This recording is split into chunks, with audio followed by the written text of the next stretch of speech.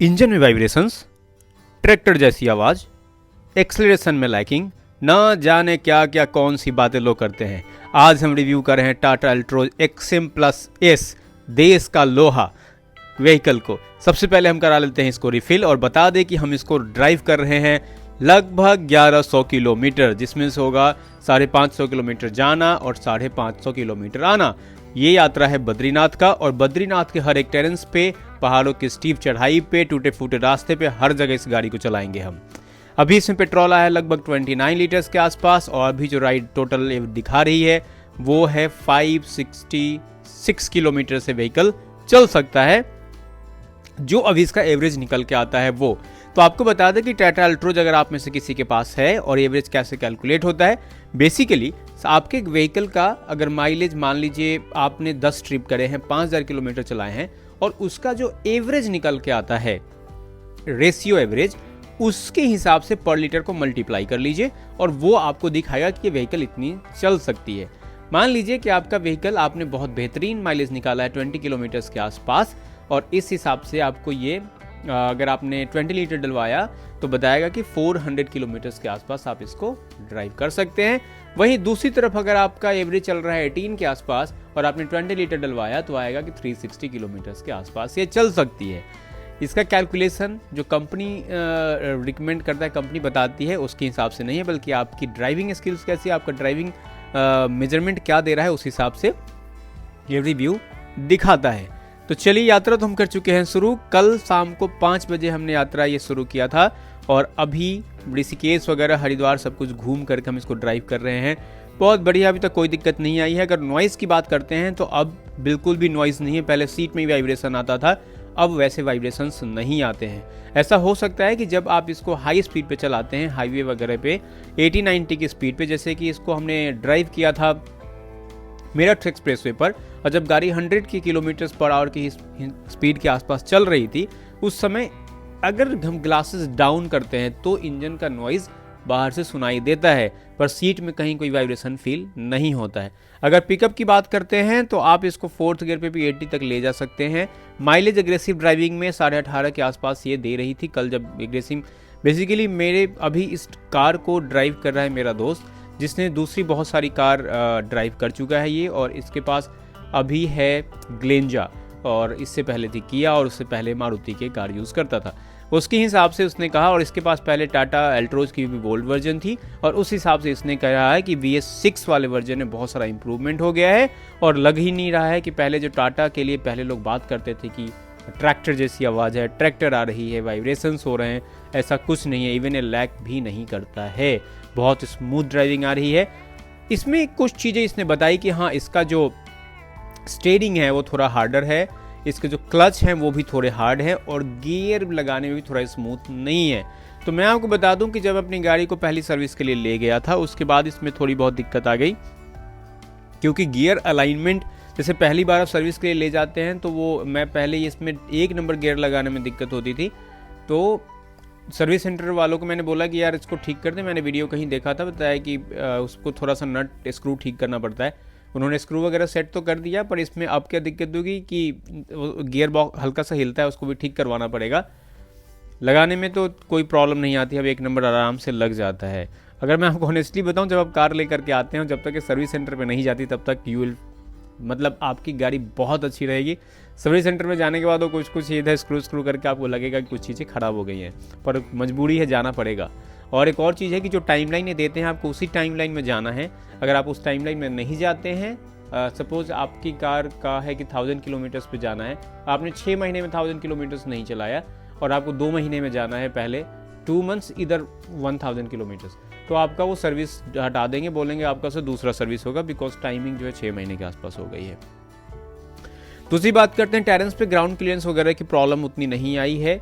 हाँ, ये है कि जब आप एक ऐसे टेरेंस में से निकलते हैं, क्योंकि चक्के थोड़े से पतले हैं, तो गाड़ी थोड़ी हिलती ही फील होती है, पर फिर भी कंफर्ट की अगर बात करते हैं तो पूरे यहाँ से वहाँ कंटिन्यू चलाने में आने में भी कभी ऐसा लगा नहीं है कि थके हैं, आपको टायर्डनेस फील नहीं होगी। दूसरी तरफ अगर स्टीयरिंग कंट्रोल की बात करते हैं ऐसे टेरेंस में, जहाँ पे ये इसमें एक बहुत अच्छी चीज़ क्या है कि जब ये कार स्लो होती है स्टीयरिंग इसका लूज़ होता है, जब कार स्पीड हो जाती है तो स्टीयरिंग हार्ड हो जाता है। तो जब आप एक्सप्रेसवे या हाईवे पे चलाते हैं, इसको स्पीड में चलाते हैं और उस समय आप स्टीयरिंग होल्ड करके हल्का हल्का मोड़ना हो, तो हो सकता है आपको शोल्डर पे इसका इम्पैक्ट आए, हल्का सा पेन हो, पर वैसे उतनी दिक्कत नहीं आती है। मैंने ऑटोमेटिक तो इसका नहीं चलाया है, पर ऑफ कोर्स मेरे हिसाब से ऑटोमेटिक का अपना इसका अलग मज़ा होगा, वो बहुत अच्छा चलता होगा। ऐसे लोग जिनके पास अल्ट्रोज है मेरे नोन में, टाटा अल्ट्रोज, और वो जो ऑटोमेटिक चलाते हैं, उन्होंने बताया है कि कुछ सेकंड लगते हैं उसको एक्सेलरेशन लेने में। तो वो जब मैं चलाऊंगा तो उसका आपको रिव्यू दूंगा। पर मैं आपको ऑनेस्टली बताऊं, कहीं भी ऐसा नहीं लगा कि इसमें लैग हो रहा है। हम पूरे 5 लोग इस व्हीकल में बैठे हुए थे, और प्लस उन 5 का पूरा सामान था 3 दिन के लिए, 3 दिनों का सामान। तो वेट भी बहुत ठीक ठाक था गाड़ी के अंदर। उसके बाद भी हर एक ट्रेन पे, हर एक चढ़ाई पे कभी भी एक बार भी ऐसा नहीं हुआ कि गाड़ी को बैक करके दोबारा चढ़ानी हो। गाड़ी जहाँ रुकी, गाड़ी वहीं से आगे की तरफ प्रोसीड कर गई चढ़ाई पे चलने के लिए।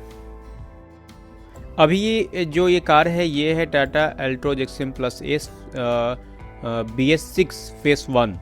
और उसके अलावा अभी रिसेंट में जो कार्स लॉन्च हुए अप्रैल 2024 के बाद जो कार लॉन्च हुए हैं, उनमें और भी बेहतर इम्प्रूवमेंट कर दिया गया है, और उसको ड्राइव करने का आपको और ज़्यादा मज़ा आएगा। उसमें और चीज़ें अच्छी करी गई हैं। जिस तरीके से टाटा ने कम बैक किया है, I proud to use Indian लोहा, तो देश का लोहा। तो बाकी दूसरी कार्स भी यहाँ पे जो जा रही थी, मैंने देखा है जिनके थोड़े से टायर्स बड़े होते हैं, उनको फ़ायदा मिलता है छोटे छोटे गड्ढों का, क्योंकि पहाड़ के जो रास्ते होते हैं, टैलेंस होते हैं, कहीं भी टूटे फूटे हो सकते हैं। तो बड़े चक्कों का ये फ़ायदा ही कहीं भी निकल सकता है।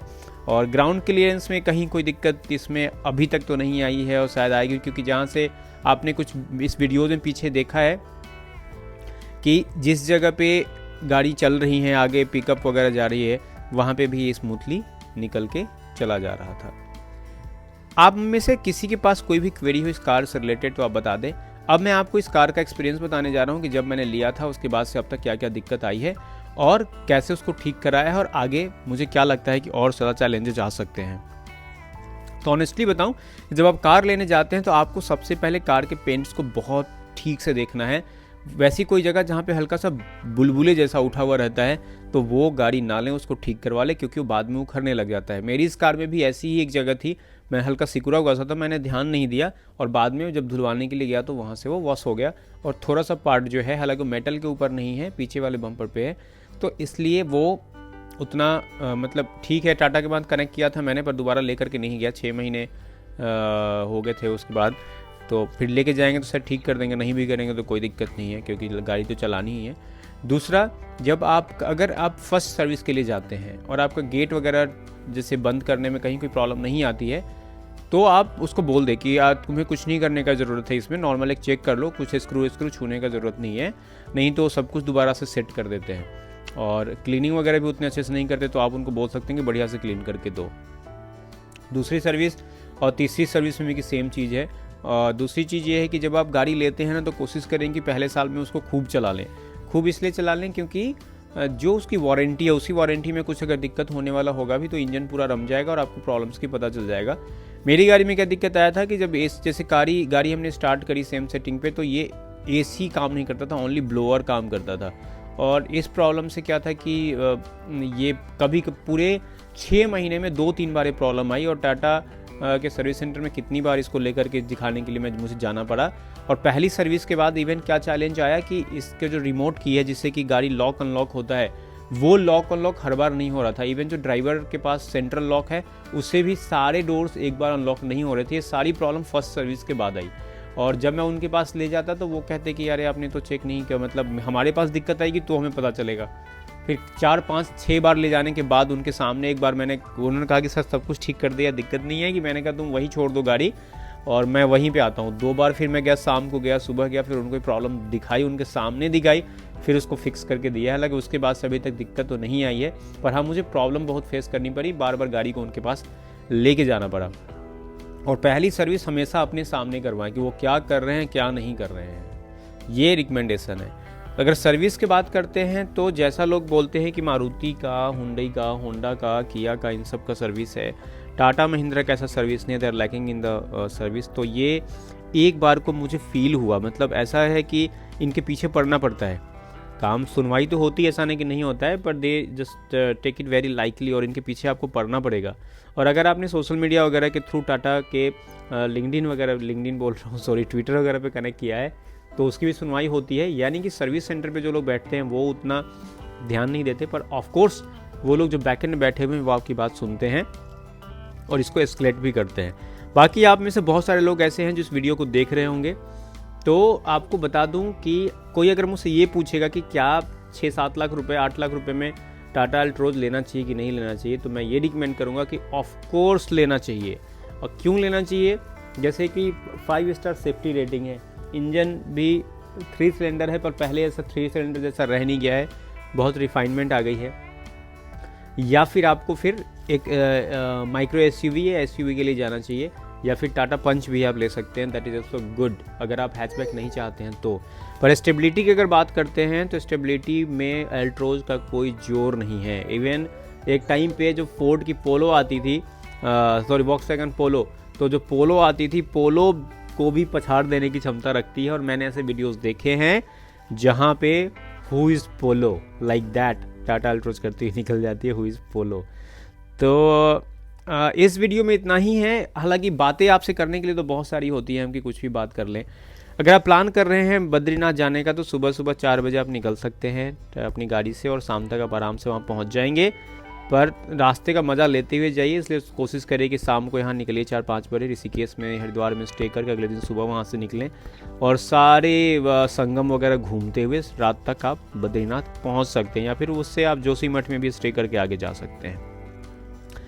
तो आपको बता दें कि ये पूरा का पूरा जर्नी बहुत एक अच्छा रहा। इवन हमारे साथ एक ऐसी मेरे दोस्त की वाइफ गई थी जिनको बहुत सारा वोमिटिंग होता है, पर उन्होंने कहा कि मुझे बिल्कुल भी नहीं आया है, यानी कि उनको जो कंफर्ट लेवल इससे मिला वो बहुत शानदार मिला, और ग्लासेस तो इसके अच्छे हैं ही।